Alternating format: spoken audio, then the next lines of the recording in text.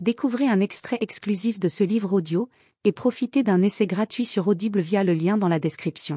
Mon fils n'aurait pas manqué de répéter en boucle pendant des semaines, assis dans le chariot du supermarché. J'ai balancé la cisaille à volaille et ses lames poilues dans l'évier.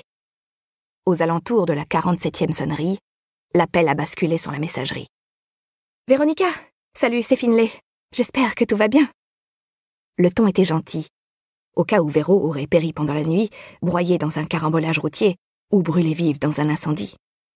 Personne n'a envie d'être la sale conne qui, dans son message, jure de faire la peau à quelqu'un au motif qu'il ou elle est en retard et découvre après coup que cette personne a déjà été assassinée.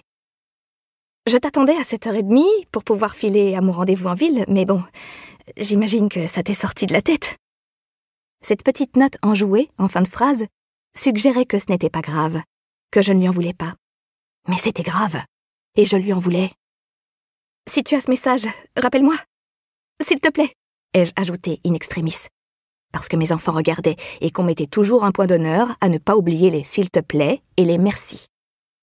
J'ai raccroché et composé dans la foulée le numéro de mon ex, en sachant pertinemment que je pouvais d'ores et déjà faire une croix sur mon rendez-vous. « Elle est où, Véro? Elle arrive ?»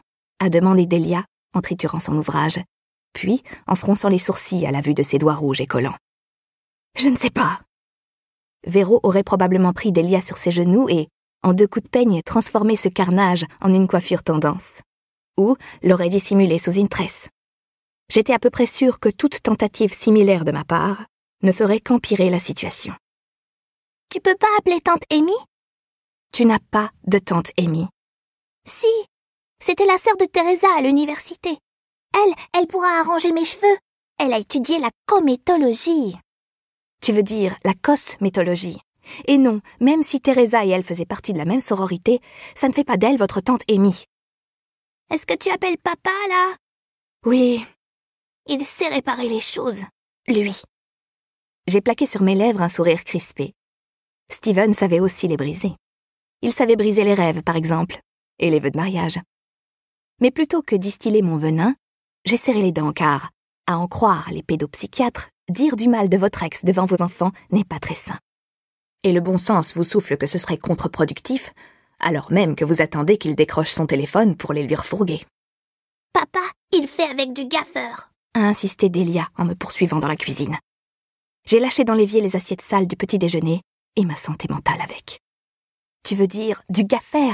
Mais on ne peut pas arranger tes cheveux avec du scotch, ma chérie. Papa, il pourrait. Attends, Delia, chut. Steven? Avant même qu'il ne dise bonjour, j'ai senti que je l'importunais. Et tout bien réfléchi, je ne crois même pas qu'il m'ait dit bonjour. J'ai besoin d'un service. Véro m'a fait faux bond, j'ai rendez-vous en ville avec Sylvia et je suis déjà en retard. Il faudrait que tu gardes Zach pendant quelques heures. Mon fils m'a lancé un regard mielleux depuis sa chaise haute pendant qu'avec le linge humide, je m'escrimais sur la tache gluante et pleine de cheveux qui ornaient mon pantalon. Le seul pantalon correct que je possédais. Je travaille en pyjama. Et il pourrait aussi avoir besoin d'un bain. « Ouais, à propos de Véro, » a répondu Steven d'une voix traînante. J'ai arrêté de tapoter la tache et lâché le linge dans le sac à couche béant posé à mes pieds. Je connaissais ce ton. Il avait employé le même pour m'annoncer ses fiançailles avec Teresa. Le même aussi, le mois précédent, pour me dire que son entreprise d'aménagement paysager avait décollé grâce au carnet d'adresses de Teresa, qu'il roulait sur l'or et que, au fait, il avait consulté un avocat pour demander la garde partagée. Je comptais t'appeler hier, mais Teresa et moi avions des billets pour le match, et la journée a filé à toute vitesse. Non, ai-je lâché, en me cramponnant au comptoir. Non, non, non. Tu bosses à la maison, Finn. Tu n'as pas besoin d'une babysitter à plein temps pour Zach. J'ai pincé le pli de peau entre mes sourcils pour enrayer la migraine qui menaçait d'éclore, tandis que Delia tirait sur la jambe de mon pantalon et pleurnichait à propos du scotch. Ne me fais pas ça, Steven. Donc, je lui ai donné congé. Salaud! Je ne peux pas me permettre de te renflouer éternellement. Me renflouer? Je suis la mère de tes enfants. Ça s'appelle une pension alimentaire. Tu es en retard sur les traites de ta voiture. C'est temporaire, jusqu'à ce que je reçoive le solde de mon avaloir pour le livre. Finlay. Chaque fois qu'il prononçait mon nom, il me semblait entendre une insulte. Steven? Il serait peut-être temps d'envisager de te trouver un vrai travail. Comme l'hydro-ensemencement du quartier, par exemple. Ai-je ricané? J'ai un vrai travail, Steven. Livre audio complet gratuit disponible en description de cette vidéo.